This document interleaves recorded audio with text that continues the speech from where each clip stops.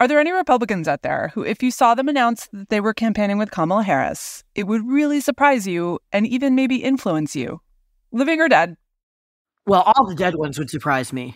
Dang it, you beat me to it. Dick Cheney, I think, which, but considering how Liz Cheney is on the trail, is, I suppose, the most possible. And I know he has endorsed her, but the idea of him going around there and a crowd of Democrats cheering Dick Cheney after loathing him throughout the entire Bush years, it would just spur me to want to build a time machine just to go back to 2004 and say, you are not going to believe how things have shaken out by the year 2024.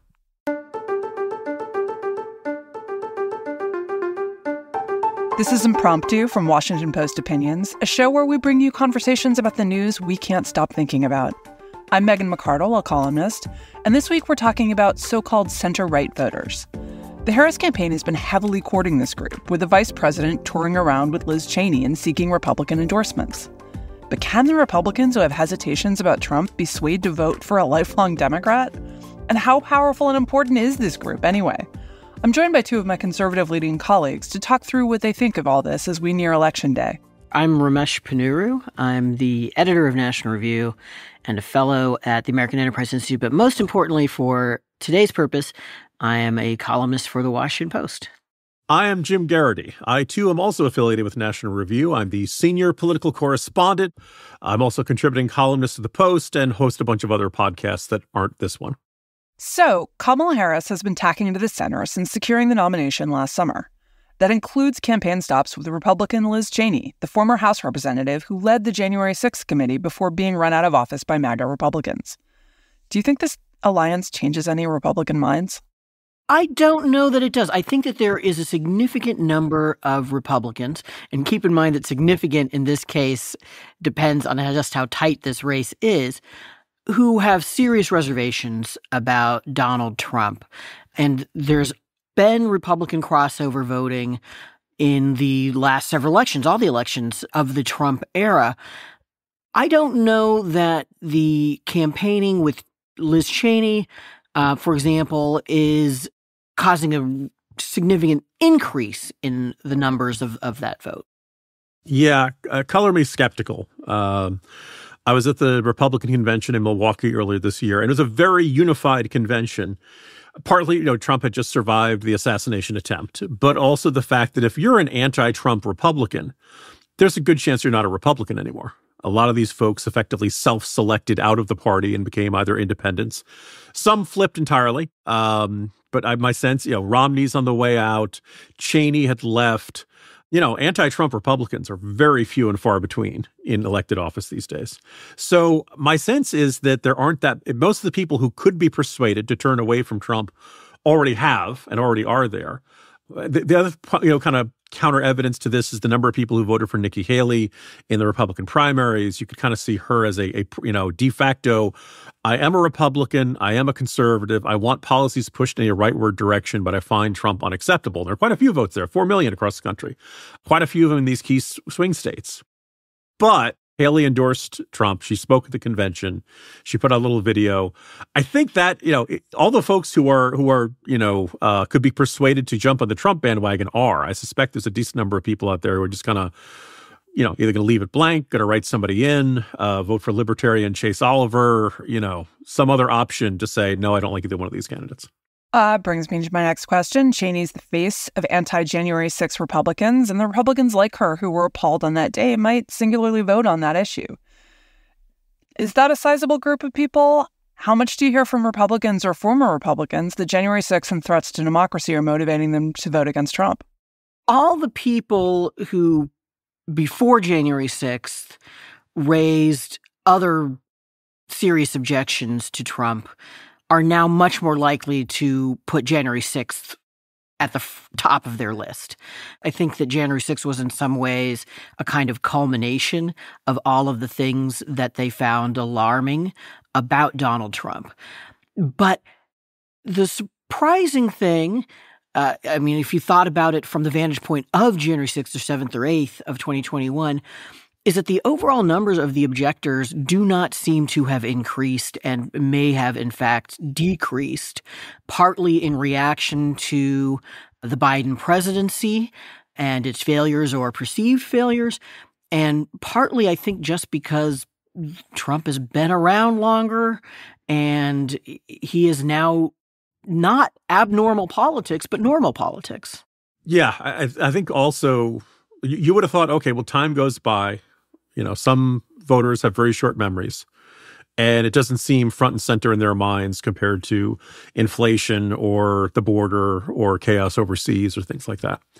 However, as we get closer to Election Day, and Trump seems even more erratic than ever, talking about Arnold Palmer schlong and, the late, great Hannibal Lecter and all that stuff. Whether this kind of brings back people's memories of 2020 and bring back people's memories of January 6th and this sense of like, if this guy loses, he's probably going to do the same thing again. He's probably going to insist that he was stolen. He's going to insist that he was the big winner. Trump's, running around insisting that if the votes were counted properly, he would have won California, blah, blah, blah. And so this is kind of a rerun, or it's flashbacks to what we would expect. So on the one hand, the salience of the issue should be increasing. On the other hand, I think if January 6th was the sort of thing that made you unable to remain being a Republican, you probably changed in 2021. You probably changed much closer to the event. If it was, and also I think there's an aspect of it. You see this from other conservative columnists, just this recognition, like if America reelects Trump after January 6th, after the so-called insurrection, the Capitol Hill riot, and then he gets elected, then it is effectively the American people saying nothing he did that day was that bad. Nothing he did that day was disqualifying. And I think for a certain number of folks on the right, but also I think an enormous number, pretty much the entirety of the Democratic Party is just going to be like, just have a deep reckoning with what the electorate actually wants and what the electorate actually finds disqualifying. Wait, let me just add, it's not that these things don't harm Trump in the sense that I do think that if you had all of these flaws in the Trump candidacy gone, he would be winning pretty handily, or some other Republican who didn't have those flaws would be winning handily. I just don't think that it's increased. I think that it's just been a pretty constant factor from 2016 onward, that these traits of his drag him down. And let's point out, if you're a center-right Republican, about the only thing that the Harris-Walz campaign is offering you that might be of interest to you is support for Ukraine. And let's point out, it's not like Harris talks about this a ton. It's not like she talks about the need to support Ukraine at great length in any of her rallies or stuff like that. This is an abortion-focused, we're going to spend money everywhere, very traditional liberal Democrat campaign. So there's really not a lot being offered to you in terms of policy. This is not a Bill Clinton, Democratic Leadership Council, Joe Lieberman type. And I think if you're a conservative who's alienated from the Trump era of the Trump-style Republican Party, like that would appeal to you. But that's not what's on offer here. Yeah, Megan mentioned the tack to the center of the Harris campaign, but it's a very odd tack to the center, which mostly consists of her staff repudiating positions she took during the 2019-2020 presidential primaries without any real explanation of why she has flipped on those issues. She's come closer to articulating some kind of explanation for it, but without that kind of account, it's just much harder to trust the durability of this moderate shift. Yeah, I think it's clear from her campaign that she wants to be president, but I don't think it's clear that she has in fact reconsidered anything that she did in 2019. And I think that voters, a lot of centrist Republicans, do have a fear that that's the real Kamala Harris. And this, I am hiding under the bed while my advisors go and quietly inform a friendly media reporter that I don't believe that anymore. That's probably not the best tack to take if you want to get Republicans on board. That said, I was talking to a conservative movement person the other day, and this person quietly admitted that they were not going to vote for Harris because they don't live in a swing state. They would probably be happier if Harris was elected, and said that a lot of people that they know feel that way. For me, January 6th was disqualifying. I don't know how I would be voting if January 6th hadn't happened. I think I would probably still be voting for Harris for the same character reasons that motivated January 6th. But I do think that she has in many ways made that harder for me than I would like. I would like to be more enthusiastic about her candidacy. I would like to be more full-throated in my endorsement rather than just saying Trump is bad, and that's kind of disqualifying. And the way that some of the positions she took, the way as she has handled it, and the vibe that she gives off of there is no progressive interest group that I will say no to, because she is extremely good at working the inside of the Democratic Party, and the inside of the Democratic Party is the groups. And so she doesn't have, as far as I can tell, a lot of personal political instincts other than to trade favors to her interest groups. And I don't like a lot of the interest groups that she's going to trade favors to. What do you guys think of this idea that conservatives might be scared to acknowledge they're voting for Harris, though? Do you think there's truth in that? And what does that say about our current politics?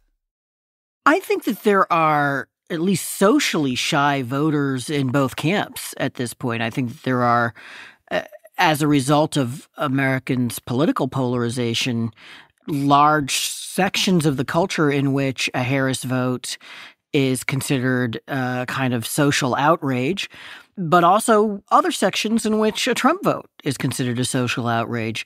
And one of the reasons for having some doubt about the polls is that maybe there's some of this going on when people talk to pollsters too. Okay, I want to talk more about what you're hearing from fellow conservatives about all this and whether there's anything that Harris can still do to win them over. But first, let's take a quick break.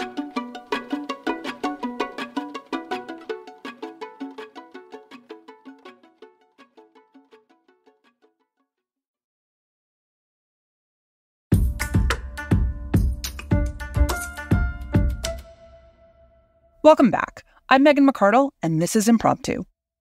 Let's get a little more personal. You both run in plenty of conservative circles. What are you hearing from people about this election?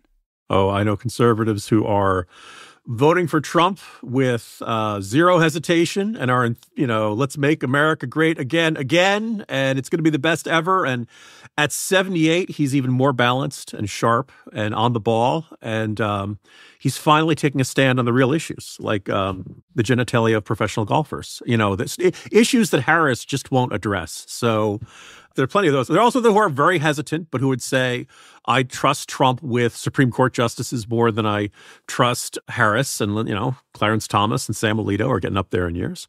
I don't know anyone who's openly yeah, I'm voting for Harris, or who you might, as you alluded to earlier, maybe they just don't want to say so. But I would point out, look, I'm voting for Libertarian Chase Oliver. I think this is a choice between a walking constitutional crisis and a whole bunch of bad progressive policies.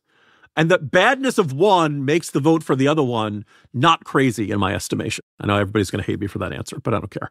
And that's the state of thing. We have two really awful choices. To me, it's well, then don't sign on with either one of them. Don't give your seal of approval, because on a scale of 1 to 10, one's a 0.2 and the other's a 0.1. But hey, that's where it's going to be.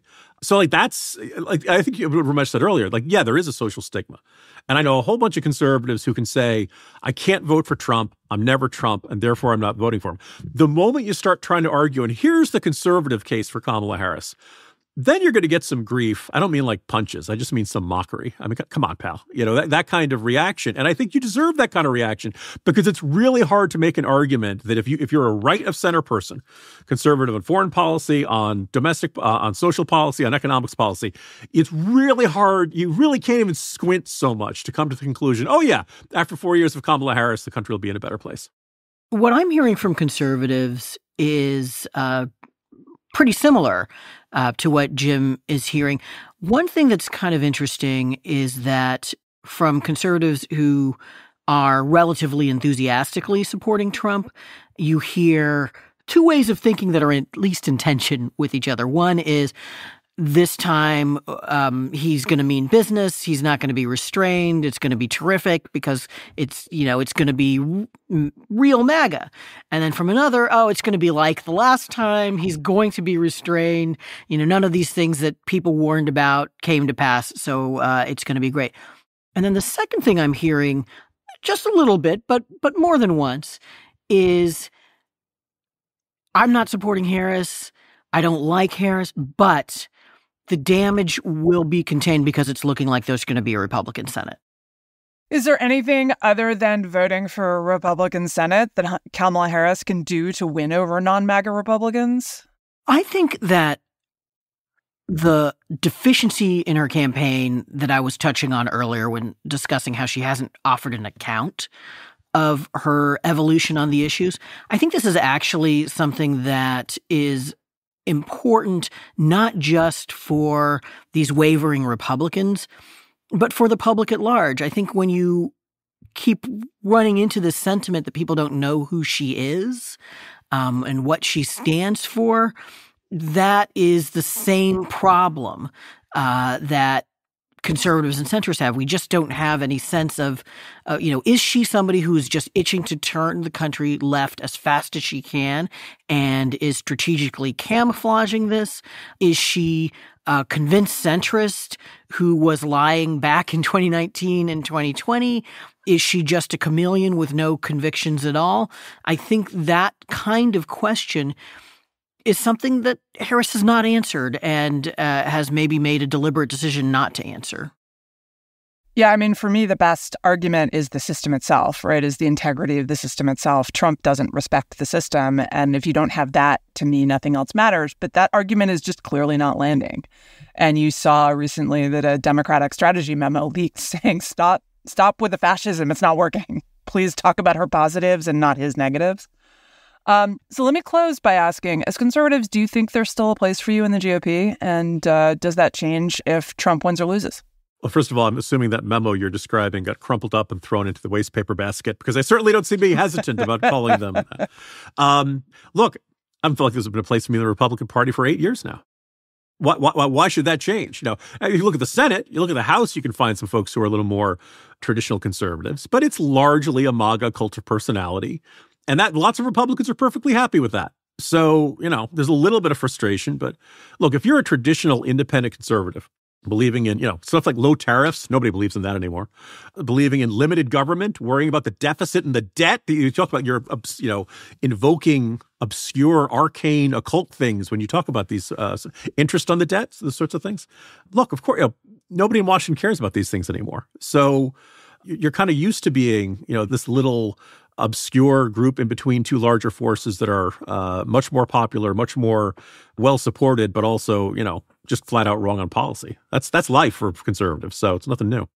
I think that there's still a pretty strong traditional conservative influence on the Republican Party, as there was during the Trump administration. The Republicans are advocating still school choice, actually advocating it more than they used to, and tax cuts and the right to own guns. And you can go down the list. There are some issues, typically issues where millions of conservative voters never had strong feelings in the first place, like entitlement reductions or free trade, that there's been a significant change. Although even there, you got to wonder how durable those changes will be after Trump leaves the scene, one way or the other.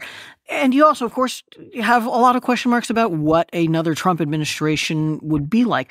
The thing that strikes me about the debates on the right during the Trump era is that they never actually get anywhere because everything gets sucked into the vortex of Trump's personality and people's views of that. And so I think what Trump has managed to do is unsettle the previous Republican consensus without really creating much of one in its place. I don't think that the building part of a new synthesis is something that he is interested in or talented at. And so I think that a lot of those arguments end up having to be hashed out in a post-Trump era, should we ever reach one. With that, we are out of time. Ramesh, Jim, thank you both for being part of this episode of Impromptu. You're welcome. Thank you.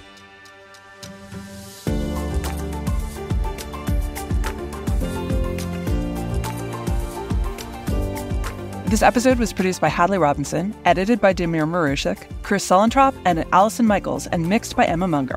Chris Rukan designed our art. Special thanks to Millie Mitra and Deirdre Byrne. And thanks to you for listening to Impromptu. We always love hearing feedback from you. Email us at impromptu@washpost.com. And if you enjoy listening to the show, please rate us or leave a review.